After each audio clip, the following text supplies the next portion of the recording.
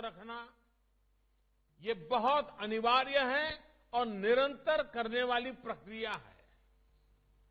उस समय की जो भी पीढ़ी होती है उससे ये दायित्व निभाना ही होता है। व्यक्तिगत तौर पर हम लोग संगठन के तौर पर भी ब्रह्मा कुमारी जैसे लाखों संगठन ये काम कर रहे हैं, लेकिन हमें ये भी मानना होगा कि आजादी के बाद के 75 वर्षों में हमारे समाज में, हमारे राष्ट्र में एक बुराई सबके भीतर घर कर गई है। ये बुराई है अपने कर्तव्यों से विमुख होना,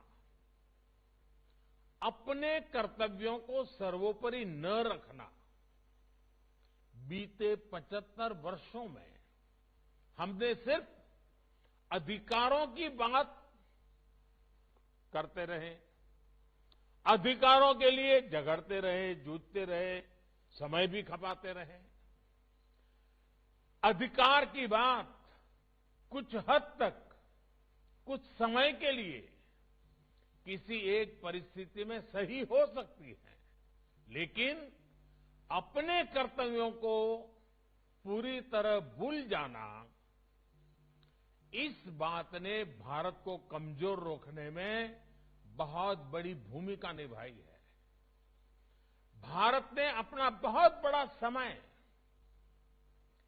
इसलिए गंवाया है क्योंकि कर्तव्यों को प्राथमिकता नहीं दी गई। इन 75 वर्षों में कर्तव्यों को दूर रखने की वजह से जो खाई पैदा हुई है, सिर्फ अधिकार की बात करने की वजह से समाज में जो कमी आई है, उसकी भरपाई हम मिलकर के आने वाले 25 वर्षों में कर्तव्य की साधना करके पूरी कर सकते हैं। ब्रह्मा कुमारी जैसी संस्थाएं आने वाले 25 वर्ष के लिए एक मंत्र बनाकर भारत के जन जन को कर्तव्य के लिए जागरूक करके बहुत बड़ा बदलाव ला सकती है। मेरा आग्रह है कि ब्रह्मा कुमारी और आप जैसी तमाम सामाजिक संस्थाएं इस एक मंत्र पर जरूर काम करें, और वो है देश के नागरिकों में कर्तव्य भावना का विस्तार।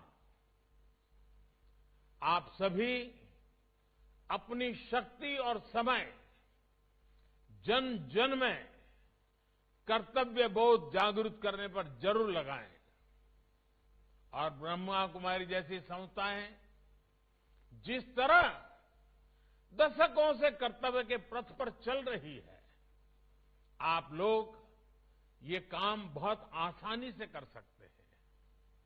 आप लोग कर्तव्य में रचे पचे, कर्तव्य में रचे बसे, कर्तव्य का पालन करने वाले लोग हैं। इसलिए जिस